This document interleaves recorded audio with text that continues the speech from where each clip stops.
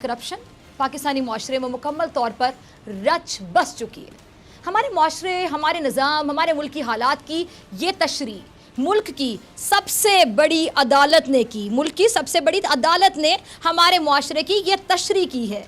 जितनी बीमारी इस फैसले में अदालत ने हमारे इस माशरे में और निज़ाम में बताई हैं, जितनी बीमारियाँ, उनकी सबसे बड़ी वजह भी बता दी गई है। और वो ये है कि पाकिस्तानी माशरे में करप्शन मुकम्मल तौर पर रच बस चुकी है कि करप्शन ने मुल्क की माशी जड़ों को कमज़ोर कर दिया, खोखला कर दिया, ब्ला ब्ला ब्ला ब्ला। करप्शन ने इदारों को तबाह कर दिया, करप्शन ने मुल्क का बेड़ा गर्क कर दिया, करप्शन ने मुल्क के निज़ाम को तबाही के दहाने पर पहुंचा दिया। ये सब कहते हैं बातें, सब किस किस का नाम लूं और किस किस का नाम छोड़ूं, लेकिन अब सवाल क्या है? सवाल ये कि करप्शन करता कौन है? आप सब जो बातें करते हैं, आप सब में से करप्शन करता कौन है? कोई तो है ना जो करप्शन करता है। जितने भी कर्जे लिए गए वो बदकिस्मती से पाकिस्तान वापस नहीं कर सका और आज हम कर्जों में मकरूज हैं। इक़्तिदार में आने वालों ने कर्जा लेने पर तो फोकस किया, लेकिन देने की कोशिश करना मुनासिब ना समझी।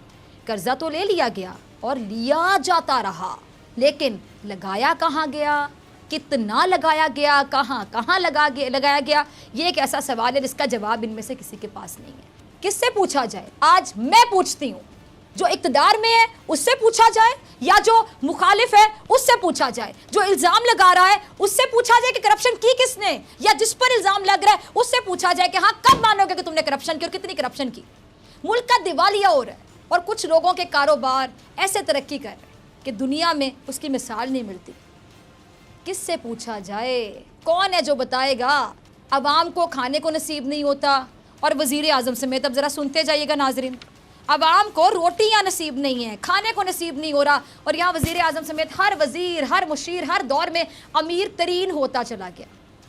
इमरान खान साहब जो तब्दीली और करप्शन फ्री पाकिस्तान का नारा लगा कर थकते नहीं थे। 22 साल की स्ट्रगल है और 22 साल हमने उनके नारे सुने हैं, पाकिस्तान का नारा लगाकर बार बार कि पाकिस्तान को करप्शन फ्री पाकिस्तान बनाएंगे, ये तब्दीली आएगी, ये बातें करके लोगों का एतमाद जीत के वज़ीर आज़म बन गए जी, वोट मिल गया, इक़्तिदार में आ गई तहरीक इंसाफ। उन्होंने भी इस रिवायत को बरकरार रखते हुए, अफसोस के साथ कहूँगी, इस गरीब तरीन मुल्क की अमीर तरीन काबीना तश्कील दी।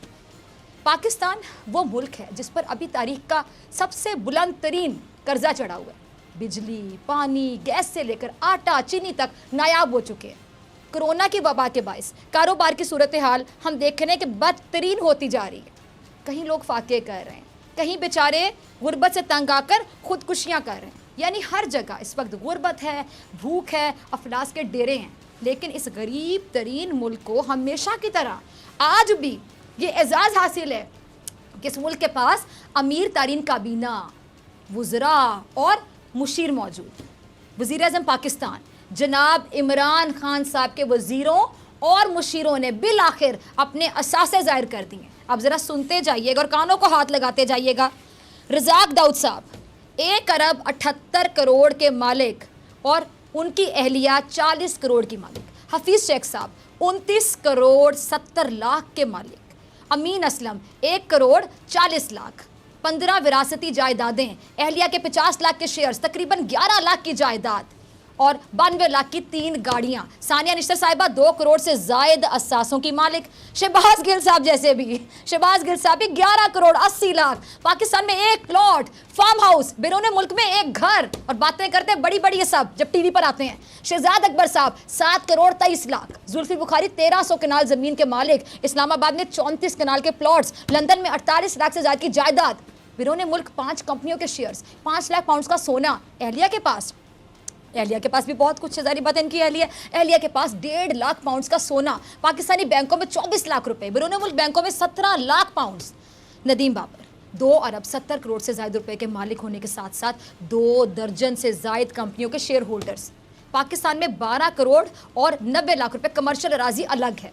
जफ़र मिर्ज़ा साहब 5 करोड़ 70 लाख रुपए के मालिक। 2 करोड़ रुपए का घर, 3 करोड़ के प्लॉट। अहलिया के पास 20 लाख के जेवर। शहजाद सैयद कासिम जो हैं उनके दुबई में 2 करोड़ दिरहम के 3 घर।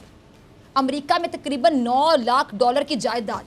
अमेरिकी बैंक अकाउंट्स में 21 लाख डॉलर, दुबई के बैंक अकाउंट्स में 21 लाख दिरहम और 90 लाख से ज़ायद के प्लॉट्स भी हैं। पाकिस्तान में 12 करोड़ की सरमायाकारी अलग कर रखी है। ندیم افضل چند صاحب, ان کے اثاثوں کی مالیت 3 کروڑ سے زائد, 5 فارم ہاؤس, 3 گھر. بابر اعوان صاحب 16 کروڑ سے زائد جائیداد کے مالک, اسپین میں ایک پراپرٹی, 5 کروڑ نقد, 2 کروڑ بینک اکاؤنٹ میں, کاروبار میں 40 لاکھ سے زائد کی سرمایہ کاری, 1.5 کروڑ سے زائد کی 6 گاڑیاں, 20 لاکھ روپے کے زیورات. علی نواز صاحب 13 کروڑ 40 لاکھ سے زائد اثاثوں کے مالک. عشرت حسین صاحب 29 کروڑ 42 لاکھ سے زائد اثاثوں کے مالک. امریکہ میں 3 جائیدادیں الگ رکھی ہوئی ہیں. کوئی ایک وزیر, کوئی ایک مشیر کروڑوں سے نیچے آنے کو تیار نہیں.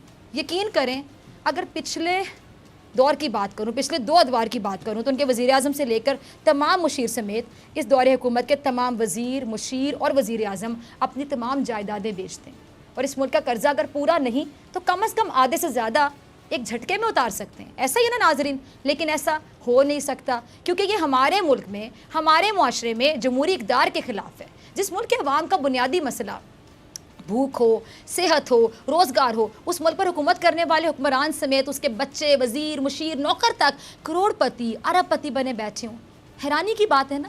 پاکستان سمیت لندن میں, اسپین میں, امریکہ جیسے ممالک میں 3 گھر خریدے ہوں, چھٹیاں گزارنے کی غرض سے دوہری شہریت کے حامل ہوں, تاکہ اگر پاکستان میں کوئی مقدمہ بن جائے تو دوسرے ملک میں فرار ہو جائیں گے, اشتہاری بن جائیں گے, فراری بن جائیں گے, کوئی فرق نہیں پڑتا, تاکہ وہاں ان کو کوئی تنگ کرنے والا موجود نہ ہو.